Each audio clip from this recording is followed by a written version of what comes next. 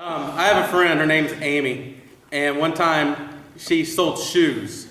And one day, this guy came into her store, and it was a guy y'all might know named Robin Williams. And he's awesome. I think he's hilarious. I really do like him. So Robin Williams is in her store, and she's like starstruck. And she's just like, can't say anything to him. She's like just helping him with his shoes and everything. She said he was real nice. He was talking to everybody else in the store, and she was just helping shoes and like just, not hardly saying anything at all. And then she sold the shoes to him, still hadn't said anything. Everybody else is doing all the talking. And at the last second, she goes, Dead Poet Society is my favorite movie ever. And he goes, mine too. Like that. It just made her day, like it would have made my day. But has anybody ever seen Dead Poet Society? Yes, perfect movie. It is. It's a great movie. And one of the main themes of that movie is called Carpe Diem. What does that mean, Logan? Seize the day. I knew that too. In this movie, it's about a boarding school. Kind of like what Reed is going to. It's an all-boys boarding school. These kids are like super, are driven. They're going to be successful. Their parents are wealthy, everything like that. And they live at school. They're always studying, and they're preparing for their future. And so Robin Williams, he's a English teacher. He comes in, he starts teaching them poetry and teaches them English. Oh things yeah, like that. I have seen So Robin Williams comes in the first day. He takes the class out into the hallway, and he shows them this picture of all these guys that have graduated from their school, from like the early 1900s or the late 1800s, the old pictures. And he's like, look at these guys. They were young. They had dreams. They had all this stuff going on, and now they're all dust. They're all dead. He's like, what they're saying is seize the day. Everything you make, everything you work for, eventually you're going to die and you can't take it with you. And what he's saying is, I want you to seize the day. Live for today, Worry about tomorrow later. I think about this a lot, actually. I think about how much time I have wasted in my life. I'm pretty good at Halo. I'm pretty good at Call of Duty. At the end, that doesn't matter. It doesn't matter that I can beat every one of y'all in here at Call of Duty. It doesn't. Or it doesn't matter that I can play some songs on Guitar Hero. None of that stuff matters. It doesn't matter that I've spent like countless hours listening to music, and I can tell you like the most like unimportant fact about some band. I've seen, it doesn't matter that how many concerts I've been to. I think the last time I counted, it was like around 400 bands that I've seen. I've wasted so much time and money on that. I had fun, and I enjoyed it, but in the end, it's not impressive. Oh, you've seen that many bands before? I've seen 2, and it was great. But I think about that stuff of all this time that I've spent. And when I was growing up, when I was like in middle school and high school, my grandpa was my favorite person in my life. He was like just this jolly guy. They called him Big John. I called him Grandpa Big John. He was just a happy guy all the time. And he was really one of the first people that showed me what it was like to be a Christian. Even though he would curse like crazy. And I don't know. He'd always be singing gospel songs. But then he'd also he'd curse and just... I don't know, but he always treated everybody great. He was always kind to everybody, And I look up to my grandpa so much. And when my grandkids are going to hear about my grandpa and the stories he told. And my grandpa's favorite thing to do is kind of like me, is he would love to just sit around and tell stories. And he had all kinds of stories. And some of the stories I'm just finding out after he died, because most of the stories he told were goofy stories about how he'd get in trouble or just goofy things that he did. I found out after he died that he'd rescued this family that fell into a river in their car, and he jumped out and went and swam and rescued them. Why didn't you tell us that story? My grandma had to tell me that 10 years after my grandpa died. But he was always telling us goofy stories. And so when I was growing up, I was 11 or 12, I was like, I don't have any stories to tell my grandkids. I got to start doing some stuff. And so for a while, I would live my life if I get in trouble, big deal. It's just going to be another story I can tell my grandkids, And you can, and I was thinking about this. It was a dumb idea. If you're 14 you're going to live life and you're going to have stories to tell. It doesn't matter if you don't have a lot of stories right now to joke around with, because you're going to get them. Most of them come when you're in college. But anyways, I used to live my life like that. And there's one day when I was in high school. It was my junior year of high school, and our rival high school was called the Yukon Millermen. And they beat us in football. Our game was the first football game of the year, and they beat us at football. And in high school football in Oklahoma, like 50,000 people would go to the game. That's like a Niners game. Everybody would be there. Like Taco Bell would be closed down because everybody wanted to go to the football game. And so it was kind of a big deal. You didn't ever want to lose to this school. And we beat them like 4 years in a row, and then they beat us my junior year. And that was right after I quit playing. But this is, they beat us. And then I find out from somebody who went there that they put a tombstone up with my high school's name on it that said, "Rest in peace." Oh. And I was like, oh, those jerks. Those jokers. And I was just kind of like, I don't know why it bothered me so much that they did that. I was like, we beat them 4 years in a row, and then they beat us by like 3 points, and they're going to put up a tombstone like they're so great. And I was just throwing a fit. And then I was talking to my friends, James and Josh, and I was like, let's go get it. And so they're like, yeah, let's go get it. All right. At the time, James and Josh were bigger than me. None of us were like super swift on our feet. So we go, and we don't wait till night. We go like right after school. We drive up, and we can see the football players down here practicing on the field. The cheerleaders are over here practicing. The band is over here practicing.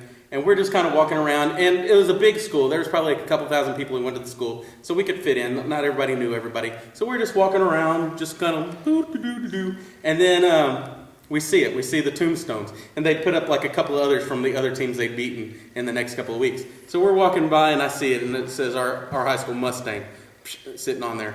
Rest in peace. And I was like, oh, so dumb. And so everybody's kind of around. And we just walk over, and I just grab it. And instead of even being swift about it, I was probably like an idiot and just go, "Go, guys, I got it!" And took off running. And we're taking off, and while we're running back to my car, I see this drumstick just go flying by my head.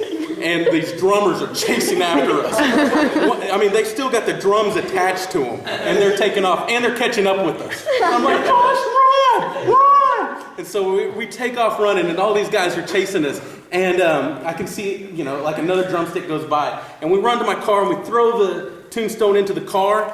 And we get in, and my car, this is an old car that still had the hole in the floorboard. It was the slowest piece of poop ever. And we're gunning it. And the guys are still able to outrun my car. Come on! And so we drive around through the parking lot, and we get out and we get onto the street, and you can see them while they're yelling. In my head, it's like there's an episode of The Simpsons where Homer's like chasing Bart, and he's throwing spears at him, and then Bart gets away, and Homer's just sitting there like this, like Donkey Kong. That's how they were in my head. The drummers are all just standing there doing that. I don't think that's probably what they were doing. They probably didn't even care that much. We were probably more scared of nothing than anything. And we drove, me and Josh and James are so happy, and we're, woo! And then we go to school the next day, and I'm showing everybody. You know how many people were impressed? Nobody. And I was like, well, all right. And I kept it in my car for a while, and I just kind of was like, well, I'm not going to hang this up in my room. I think I threw it in a dumpster behind McDonald's. But the whole time we were thinking about doing this is like, well, we'll just have a story to tell our grandkids. We'll get to how we stole a tombstone. And that's not even a good story, is it? It's just kind of dumb. Like, why would you do that? It wouldn't have even been a good story at all if the drummers weren't chasing us. That's the only good thing about it. But that's how I lived my life a lot through high school and middle school and some of college, was I just do some stupid stuff because I was at the end, if I at least have a good story for it. When I was going cliff jumping and I had to jump over that washing machine that was in the bottom of the water, I was like, the worst that can happen is I break my leg. At least I'll have a story. And I jumped. And I, of course, jumped over the washing machine. But a lot of stuff was like that. And I start thinking back about my life in middle school and high school, and I have a lot of dumb stories. And I could tell y'all a lot of dumb stories. And most of them have, I wasn't like a super bad kid, but a lot of them end up with me in trouble or something like that. And I start thinking, I don't have one story out of middle school or high school that has anything to do with God, with like actually making a difference for God.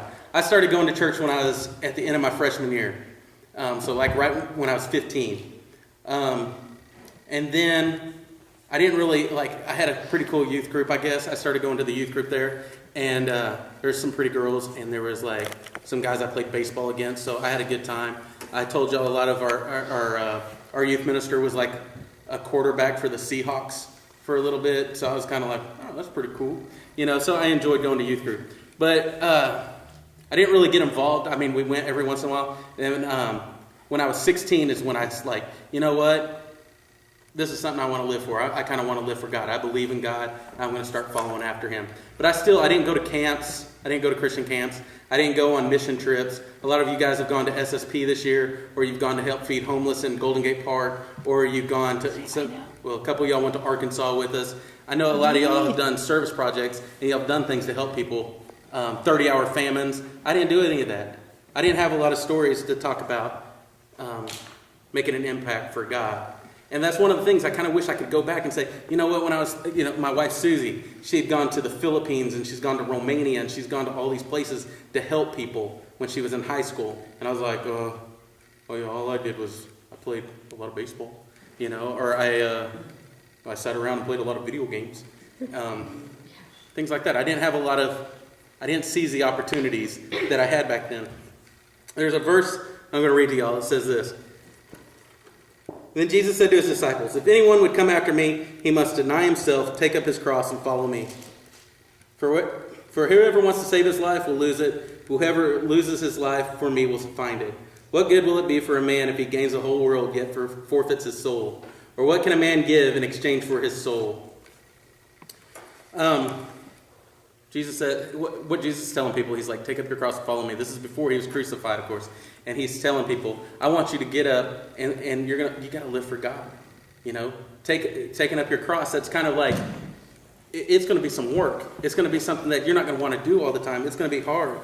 And he's saying sometimes you're going to have to kind of deny this stuff you want to do, deny yourself. And it's not like meaning like that he doesn't want you to have fun. Like, well, I enjoy going to A's games, so I guess God doesn't want me to go to A's games anymore. That's ridiculous. It's not like he's saying he doesn't want you to have fun. But what he's asking for is for us to live our lives based on Him. God says He wants us to live our lives out and live it to the fullest. He wants us to enjoy our lives. He's not saying, I want everybody to not have fun. Following God should be a great experience. Following God, doing what God says, it should be like something that we get excited about doing. Because you get this joy, you get this feeling, this it's a happiness, when you're serving others and when you're serving God. And he says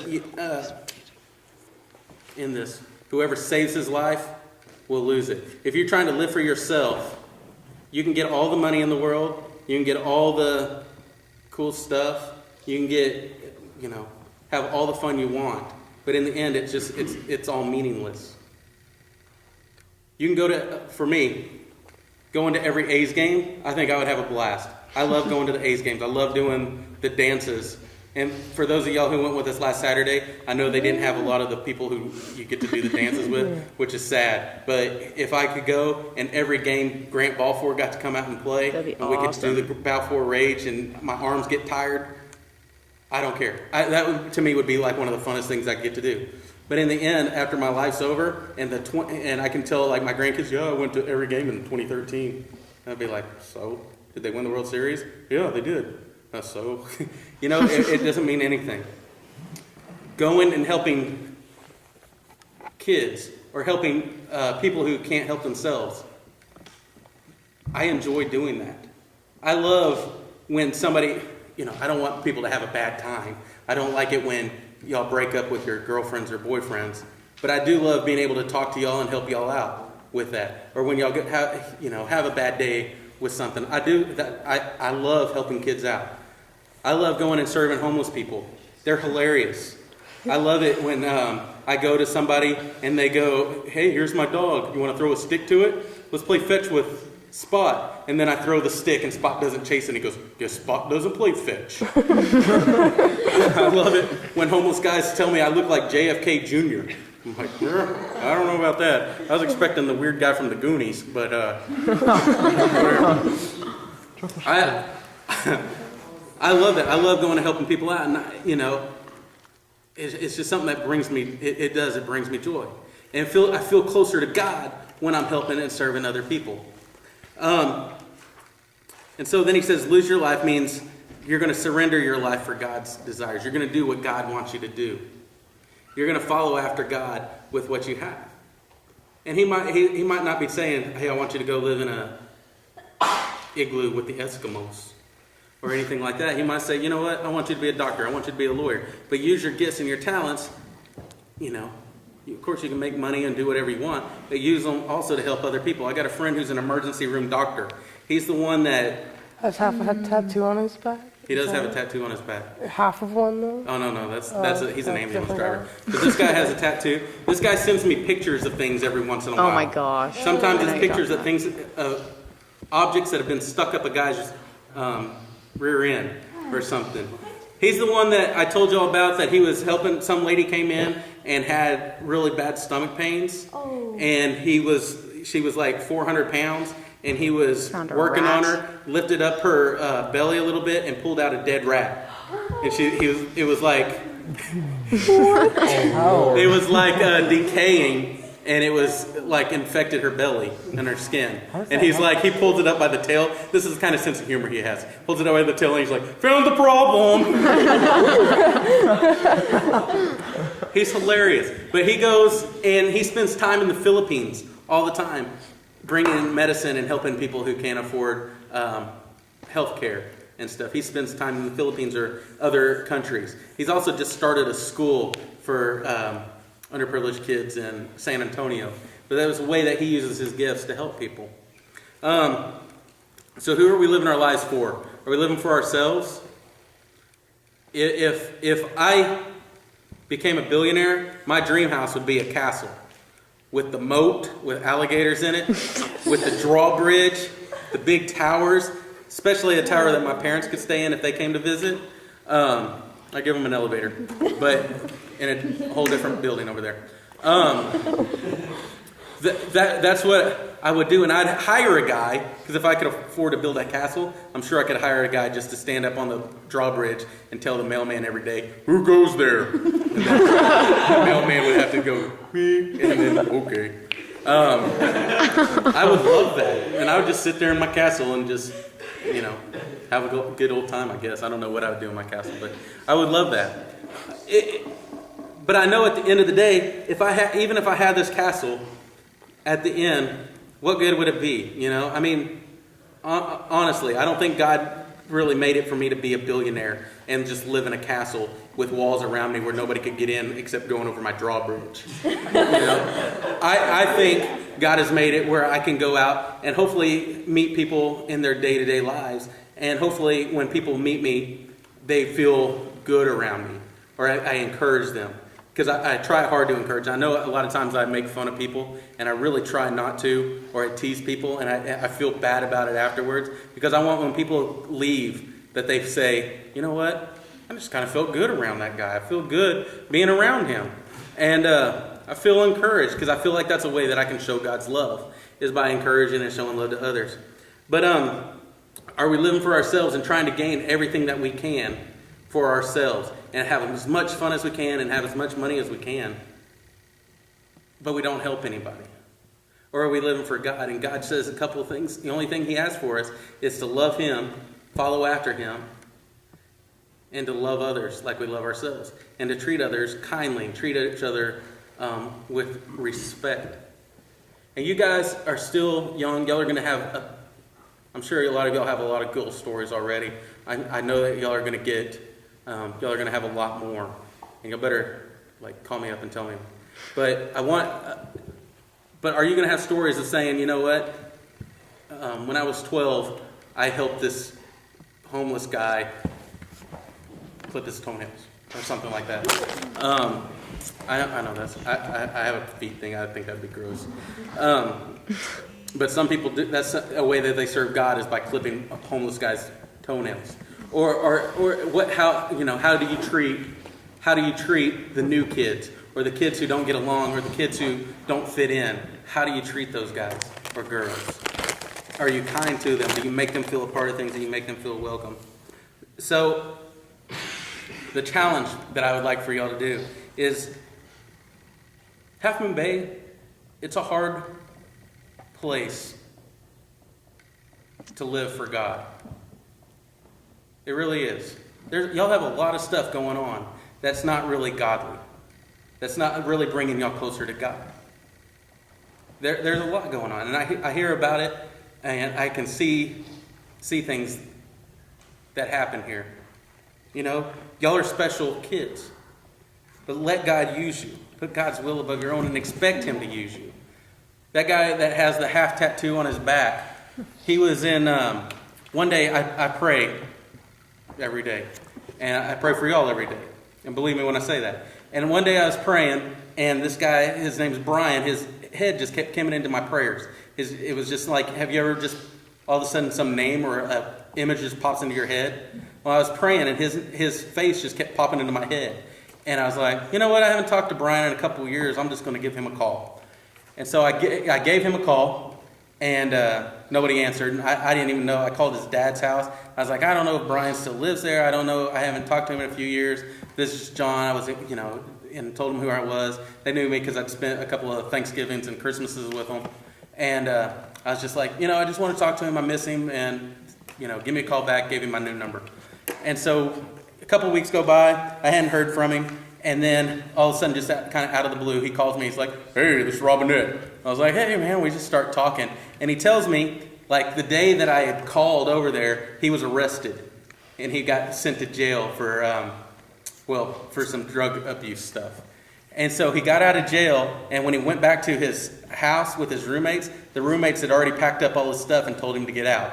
They were like, you can't be here anymore because the cops already know you. You'll be bringing them over. They'll be watching you, and we don't want to get caught with our stuff either. And so Brian was like, these were my best friends, and they just kicked me out of the house. And so he didn't know where to go, so he decided to go back to his dad's house. And when he got to his dad's house, his dad was like, hey, John called you, by the way, a couple of weeks ago. And so he heard the message, and he was like, you know what? All these guys that I thought were my best friends kicked me out as soon as anything bad happened. They were great when I was giving them drugs and buying them beer, but as soon as I got in trouble, they just kicked me out and they wouldn't even call me anymore. The only people that talked to me were my Christian friends, And so we started talking about that, and he saw that as a sign from God. There's a lot of times when I'm praying and some of your faces pop into my head. I don't know if bad things are going on or what, but it just is, I start spending time in prayer for y'all right then, because I assume that's what God wants me to do. Logan, yours has popped into my head several times. But not that he's having a bad time, but sometimes his head pops into my prayers, and I just start praying for Logan. And I hardly ever tell him about it. Only a couple of times I think I've said, dude, I've just been praying for you a lot lately. But I expect God to use me. I expect God, like, when to use me like that, whether it's praying or whatever I can do to help somebody. I know God's going to use me to help people. And then realize your life is worth living for God. It doesn't mean that, if I live for God, I'm going to be so boring. I'm not going to have any friends, and it's just going to be bad. You can have an amazing life following after God. You get to see parts of the world and help people that truly need it. Just today, I was reading about this girl in Yemen who was 8 years old and married a 40-year-old. They have like child marriages, I guess that's what it's called, child brides. And she got killed on her wedding night by her husband. And there's no reason an 8-year-old should be living their lives like that. They should still be playing hide and go seek like Lillian and Parker were today. That's how I see them. And there's kids all over this world who are hurting and being put into positions that they shouldn't be too young. And we have to see the injustices and stand up for it and say, you know what? Yeah, I'm going to do what I can. I'm going to sacrifice a little bit of myself so I can help these kids who are living in an area like this. And it can be exciting for what you can do to help serve God, and serve the people that he loves. So if you believe in God and believe God is who he says he is, we should want to serve him with everything we have. So let's pray, and then we'll go play some more games. But I want y'all to think about that. How can you serve God more? What kind of things can you do? You'll have stories when you're in middle school and high school saying, this is how I served God. Let's pray. God, thank you for today. Thank you for this time to learn about you and just to think about you. I pray for each one of these kids, God, that you just give them love, give them encouragement, give them courage to live for you. Show them how you want to use them. And we just love you, Jesus. In your name I pray. Amen.